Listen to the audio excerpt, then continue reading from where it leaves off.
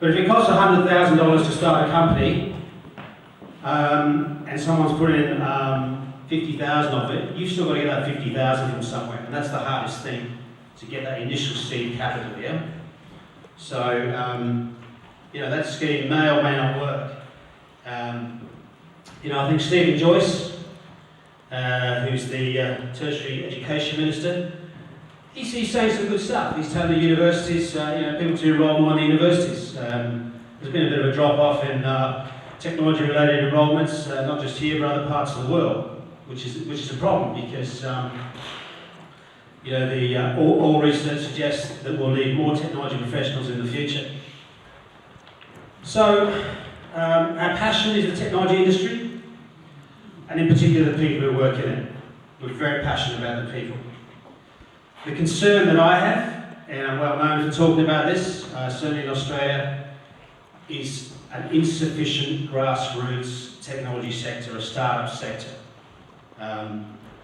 I say it's not bad here in New Zealand, but I think we need to see more of it. It certainly needs to improve across the Tasman there, where Australia's well behind the 8 ball. So I think, you know, what do we want to do about it?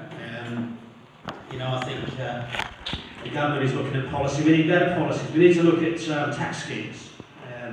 You know, if you look at the UK at the moment, which has also been through a dreadful recession, they came up with innovative tax breaks for the digital sector to the extent that a whole suburb, East London, Shoreditch, has been completely rejuvenated, and there's a thriving digital economy there. Google are building £1 billion centre there. They've moved a lot of their operations from the States over there.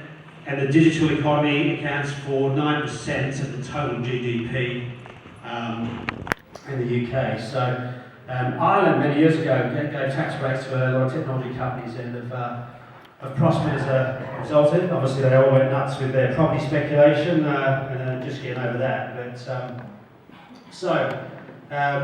But it's a great story. 16% growth in the technology sector in New Zealand in the last 12 months, which is great to see. But now's the time to act. Always act from a strong position. If you wait till it turns to shit again, you'll never take risks. So I think it's important that the politicians and the policymakers and the venture capitalists and all those associated with the startup scene get their act together and come up with a balanced, workable solution. So where do we come into this? You know, as I say, we're very passionate about the startup scene. We've been fortunate to build a company that's got a good base, a good platform to work from. I've always observed how many smart people there are. I mean, the Java consultancy we've got in Australia, I caught up with a few of those guys and had a few beers, and it was amazing. After the ideas that were coming out, the little apps they've been developing in their spare time, you know, and sort of, I'm sure there's guys in this room here who've got ideas here, maybe not brave enough to bring them out and put them into play, you know. So we've launched the 2014 Talent Unleashed Awards. What are these about? These are about identifying many of the brilliant individuals that are out there. And we know they're there. I've met many of them on my travels. It's about giving them the confidence, identifying them, bringing them to the fore, and saying, hey, it is possible. You can follow your dream, take that idea, work with the right people, and get somewhere with it. Yeah? In other words, not taking the conventional path. So, there's 5 awards covering sort of great new startup ideas, young technology upstarts, inspiring leadership, social impact, and amazing digital applications and concepts. And I wouldn't mind if we could just shortly play a video just to talk about it. But the awards are targeting a million people, million technology professionals across APAC. 50,000 of those are in New Zealand. And we know that the Kiwis tend to be the smarter developers, the more creative people. So we know amongst that 50,000 in New Zealand, there's a lot of smart people. We want to identify them and get them to take that alternative path to fulfill dreams and go on to greatness, yeah? So, Philip, if you could help me play this video. which just gives you some insight into what the program's about.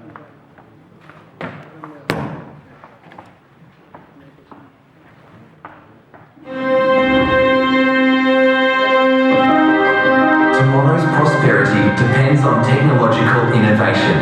So why not shine a light on those individuals who are innovating, changing, unleashing technology in the workplace and in the community?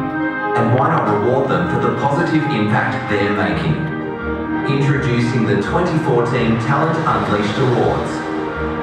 From celebrating tomorrow's changemakers to doggedly supporting the people who work in the industry, the Talent Unleashed Awards are back again, applauding the brave, celebrating the bold, recognising the brilliant. We're on the hunt for groundbreaking technology superstars across 5 categories from Asia and Australia and New Zealand. And we've even enlisted Sir Richard Branson himself to be on the panel of expert judges. What's the prize? Each global category winner and the People's Choice winner will go to the Branson Centre for Entrepreneurship in South Africa, where they'll experience a life-changing adventure learning about business innovation and entrepreneurialism. Stop what you're doing. Nominate. Enter. TalentUnleashed.co. Innovate. Change. Unleash.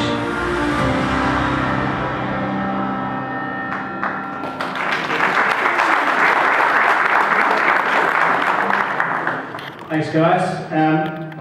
This competition, we've got 4 regional heats. We've got one in New Zealand, one in Australia, one in Singapore, one in Hong Kong. The 5 winners from each will go to a grand final to be held in Sydney and go to the South African Entrepreneur Centre, where they'll be hosted by Sir Richard Branson. He worked on this with us last year. We had a one-off award, and the guy who won that for his efforts with the community up in Cambodia has gone absolutely viral, and he's become a global legend already. So basically, we've got Richard Branson as a global judge. We've also got Steve Wozniak, co-founder of Apple. Amazing crew. He's very passionate about this scene. He's passionate about New Zealand, and he's more passionate than me. And when he gets going, you want to hear it. So he's going to be one of the judges against Richard Branson. We've also got Joel Neo, Young Entrepreneur of the Year from Asia, millionaire before he left university at 21, and Group CEO of Groupon, 12 companies in Asia, and Patrick Grove, who heads up an investment company that specialises in the technology and digital sector in Singapore. He's got $150 million US he wants to spend. He's one of the judges as well. All these people will be assessing the entries. So some of you picked up things when you came in. Have a crack at it. Why not? Let's dream. So in conclusion, I know my time's coming to an end, but so hopefully we can draw attention to the problem many of our leaders and policymakers are playing around with.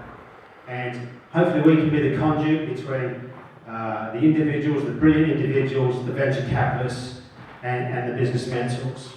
And I just want to leave you with one quote. It's from the Kaufman Foundation Research in the USA, a comprehensive study of all 52 states, or whether there are in America, and I'll read you this. During the last 3 decades, the IT sector was 48% more likely than the private sector as a whole to witness a new business formation. And while older and larger firms are the major source of employment levels, it is new and young businesses that are the primary source of net new jobs. In fact, outside of new businesses, job creation in the United States without the technology sector would have actually been negative over the last 30 years. Does that make sense? Without the technology sector, the US job scene would have gone backwards. So, big opportunity. So, that's my particular passion. People, the technology sector, and the startup scene. And if some of you want to capture your imaginations, be bold, stand up, and take some risks. Thank you.